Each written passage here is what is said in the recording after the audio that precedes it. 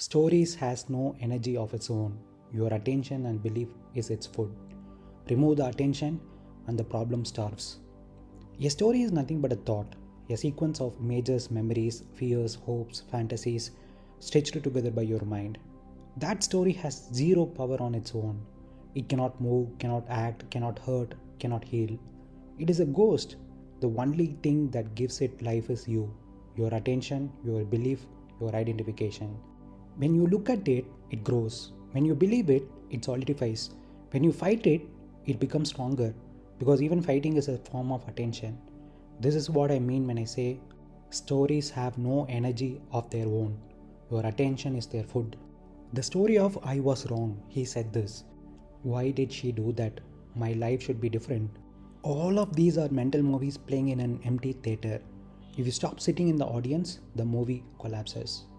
Because a movie without a watcher is not a movie, it is nothing. How do you remove attention? Not by force, not by fighting the thought, not by chanting, I should not think this. You remove attention through seeing. Seeing that story is a thought arising on its own, a mechanical movement of mind, not you, not truth, not reality, not worthy of belief. When you see this directly, not intellectually, your attention automatically withdraws. Because why would you give energy to something you know is a lie? This is the end of stories. Not by controlling the mind, but by seeing the mind for what it is, a storyteller with no substance. And when attention is withdrawn, the story collapses back into the nothingness it came from. This is the essence. A story has zero power, it is a ghost. A story is a thought pretending to be a reality. A story is not reality, it is a mental movie. It is stitched together using images, words, memories, fears, projections, insecurities, imagination. Your mind collects these fragments and creates a narrative. They insulted me. I will prove myself. They are wrong about me. I must take revenge. One day they will regret it. Nothing in this is happening right now. It is all internal theater. A story cannot move. You move it. The story does not wake up in the mind and run toward you. You wake up and run toward it. The story cannot reappear on its own. You replay it. A ghost has no legs. It can only appear if you imagine it. Same for a story. A story cannot act, only you act. A story cannot insult you, threaten you, control you, hurt you, push you, motivate you, depress you. It has no hands, no voice, no form.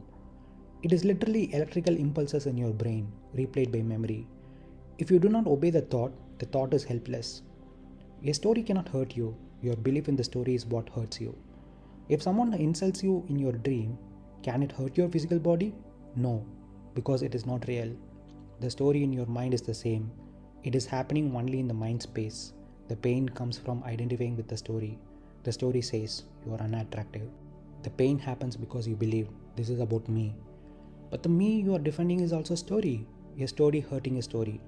Ghost fighting ghost. A story cannot heal you because it has no substance.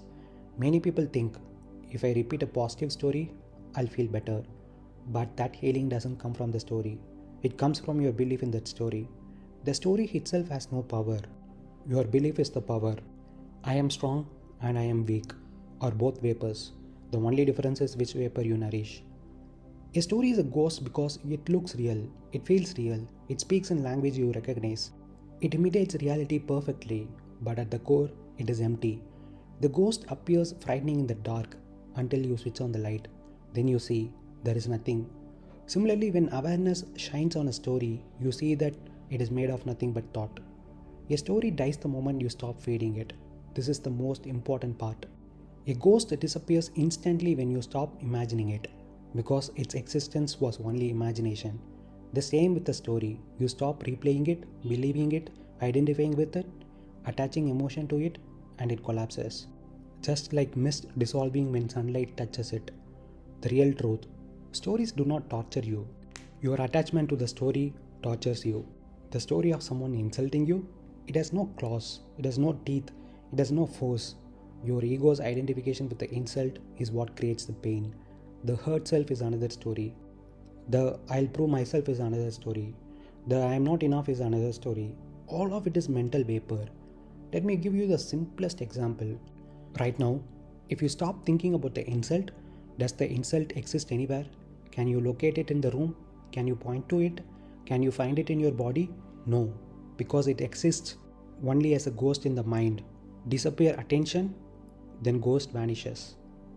When I say it exists only as a ghost in the mind, I'm not saying it poetically. I mean it literally, mechanically, scientifically, spiritually, and psychologically.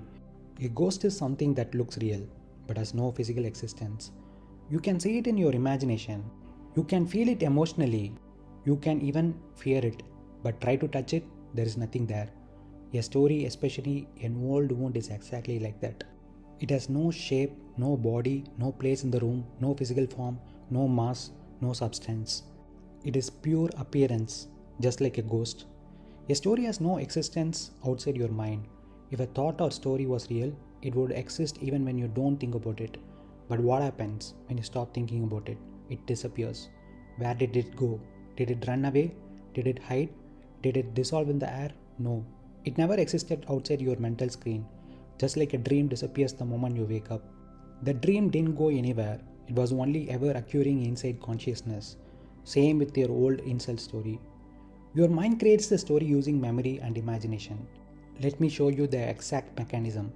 Your mind takes an old memory, someone insulting you, an emotional reaction, hurt, humiliation, imagination, revenge fantasies, belief, this says something about me, identity, I'm the one who must prove myself. And it stitches all of this together into a narrative. But none of these components are solid. Memory is not solid. Emotion is not solid. Imagination is not solid. Identity is not solid. Belief is not solid. All vapor. And vapor plus vapor plus vapor is ghost. A story is literally electrical activity in the brain. Neurons fire. Images appear. Words arise. Sensations trigger. This activity lasts for milliseconds. Then it is gone. It is not a physical object you are carrying. It is not stored like a rock. It is electrical smoke. But the mind interprets this smoke as real. This is why I call it a ghost, a hallucination that feels true. The story seems alive because you keep returning to it. A ghost does not walk toward you. A ghost does not chase you. A ghost does not speak unless you imagine it. It is your mind replaying the story. That makes it look alive. You are the one replaying the scene, adding emotion, creating humiliation, imagining revenge, feeling inferior, imagining superiority, creating a future victory, protecting your identity. You are the projector. The story is the movie on the screen. The movie cannot project itself. That's why it is a ghost. It lives only through your attention. A ghost disappears instantly when light hits it. A story disappears instantly when awareness hits it. Right now, if you completely stop thinking the thought, feeding the emotion, defending the self-image, replaying the insult, imagining the future revenge, believing the narrative, where is the story? Nowhere. This proves the story never existed independently. It only existed as a mental apparition, a ghost. Let me give you the ultimate, undeniable way to see it. Close your eyes right now and ask, if I don't think about the insult, does the insult exist? You will notice there is no insult, there is no wound, there is no relative, there is no humiliation, there is no revenge, there is no drama, there is no problem, there is only silence. Which means the entire drama was inside the mind's theater, not in reality. That is why I say it is a ghost.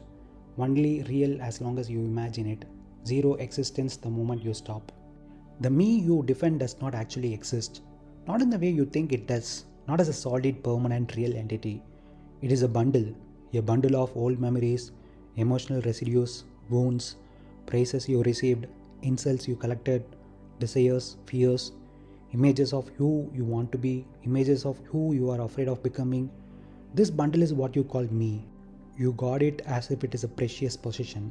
You fight for it, you argue for it, you suffer for it. But if you look closely, silently, without belief, you see this me has no physical reality. It is only a psychological construction, a story hurting a story. When someone hurts you, what is actually happening? They touched one of the images in your psychological archive, a memory, a belief, an identity. So the story inside you reacts to protect itself. It feels threatened. But look at the absurdity.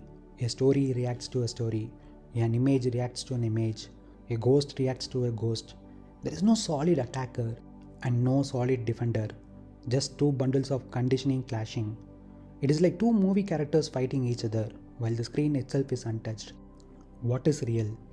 The only thing that is real is your awareness, the silent seeing of all this. The stories rise in your awareness like ripples. They pass, they vanish, only the screen remains. When you truly see this, suffering collapses. Because suffering requires the me to be hurt. If the me is seen as a ghost story, something the mind fabricates, then what is left to defend? What is left to carry? To replay? To protect? Nothing but a silence that does not need protection. Ghost fighting ghost, while the one who sees it is free. Two egos collide, but neither ego is real. Every conflict you've ever had, every argument, every insecurity, every emotional wound comes from two psychological selves clashing. But both selves are just mental constructs, past experiences, fears, identities, pride, expectations. These are ghosts. They have no mass, no shape, no existence outside thought. So when conflict happens, what's actually happening? Two imaginary characters are fighting. Nothing real is touched. The one who sees all this is not the ghost. This is the key. Inside you, there are two layers: the ghost self, the psychological me, conditioning, narrative, identity, emotional history.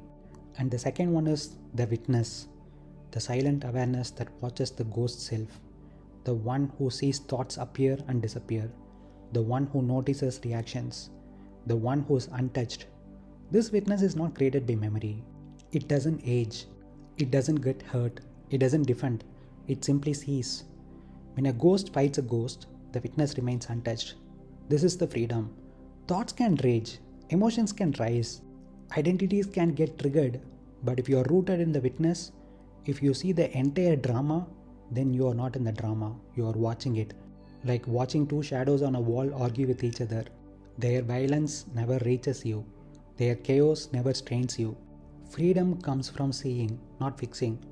Most people try to fix the ghost, improve the ghost, heal the ghost, defend the ghost, protect the ghost, justify the ghost, and this is why suffering never ends. Because you are trying to fix a creature that doesn't exist. But when you see the ghost is not you, the story is not you, the reactions are not you, then you detach naturally without effort.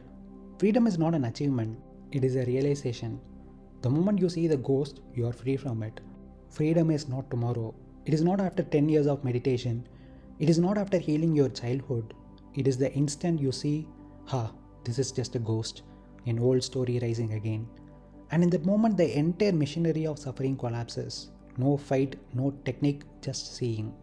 And yes, all the family issue, personal problem, it is the machinery of the mind in its purest form. The relative who said those words 5 years ago, he is gone. The moment is gone. The situation is gone. Only the echo remains. And that echo lives inside your mind because you keep feeding it. Let me show you the illusion directly. A story stays alive only through 3 things. You replay it, like rewinding the same movie scene again and again. You inject emotion into it. I'll show them. I'll prove them wrong. I'll take revenge. You identify with it. They insulted me. They said I'm unattractive. I must restore my dignity. Without these 3, the story collapses. Let's expose the illusion. The event is dead. Only your mind keeps it alive. 5 years ago, a sound came out of someone's mouth. That vibration lasted, 2 seconds? 3 seconds? Then it disappeared into the air. But your mind picked up that vibration and made it into a permanent object. The insult doesn't exist anymore. Only the mental recording exists. So what are you fighting? Not a relative, not a past, not a person. You are wrestling with a memory. You are trying to defeat a ghost. The revenge fantasies. They are the clearest proof that the story is still feeding on you. Notice something. Your mind keeps creating these revenge scenes. Who's watching these scenes? You. Who's producing these scenes? The mind. Who's getting emotionally charged by these scenes? You.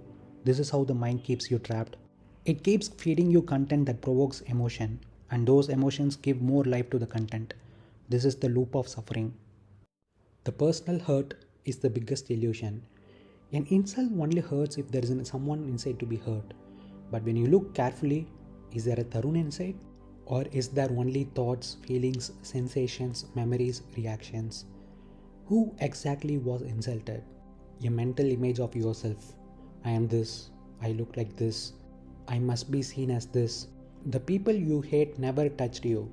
They touched the image you have of yourself, and that image is something you build. This is why the story hurts.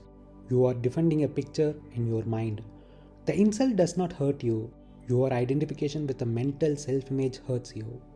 And as long as you protect this mental image, every story will have power over you. The moment you say this is just a thought, this is just a memory, this is just a sensation, the story loses energy instantly. Because you have withdrawn the only fuel it ever had, your belief that it is real. Let me ask you one question, answer honestly. Right now, in this very moment, not 5 years ago, not in your imagination, where is the insult? Where is the people you hate? Where is the relative? Where is the humiliation? Where is the revenge? Show it to me. You cannot, because it exists only in mind's theater. See this clearly and the story dies on its own. A story is not a living thing, it is a recording. Imagine a voice note on your phone. The voice note cannot play itself, demand your attention, force you to respond, create emotion, argue with you. It is dead until you press play. A story in your mind is exactly the same. It is a recording, a memory, thought, a comment from 5 years ago, 10 years ago. It cannot move unless you move it. It cannot hurt unless you energize it. It cannot stay alive unless you revisit it. It has no battery. You are the battery. Your ego craves drama. The ego is nothing but the need to feel important, the need to defend itself, the need to be a victim or a hero, the need to be affirmed, the need to fight, the need to be someone. Drama is the oxygen of the ego because drama gives the ego a role. Without the story of the relative insulting you, your ego has no enemy, no justification, no emotional charge, no identity to protect, no I will prove them narrative, no victimhood, no heroism. The silence I talk about, the deep, real silence, destroys the ego because silence removes all roles. The ego needs noise, silence is death to it. This is why the mind keeps dragging you back into old stories. They are the ego's food. Now, how do I say stories have no energy? Because when you stop feeding them, they die instantly. Look carefully. When you stop thinking about the insult, does the insult still exist? No. When you stop replaying revenge fantasies, do they exist anywhere? No. When you give no attention to they called me unattractive, does it have any weight? No. The moment you stop looking at the story, it collapses like a building made of smoke. That shows you the truth. A story cannot stand on its own. Only your attention holds it up. Let me give you the most direct, brutal truth. You think the story is chasing you, but you are chasing the story. If you do not look at a thought, that thought cannot continue. If you do not identify with the memory, that memory becomes a harmless picture. If you do not emotionally charge a narrative, it dissolves into nothing. This is why I say stories have no energy of their own. You are their electricity, their oxygen, their heartbeat. Remove attention, then story dies. Your ego craves drama. This is profound. Your ego does not want peace. Peace destroys it. Your ego does not want silence. Silence erases it. Your ego wants conflict, comparison, revenge, superiority, victimhood, self-protection. Because in those stories, the ego gets to feel I am this person. When someone insults you psychologically, your ego gets a new role. The one who was hurt, the one who was insulted, the one who will one day prove himself. This role becomes a source of identity, and the mind will keep replaying the story because the role keeps the ego alive. But silence kills that entire identity, and the ego cannot survive that. Now, the final truth. This is the part that sets you free. You don't end stories by fighting them. You end stories by seeing they are empty. The story of that relative has no life. It only has your life, your attention, your belief, your emotional charge. Take it away, and the story is like a dead leaf. It crumbles without effort. Your ego craves drama for one reason. Drama is the oxygen of the ego. Silence is the death of the ego.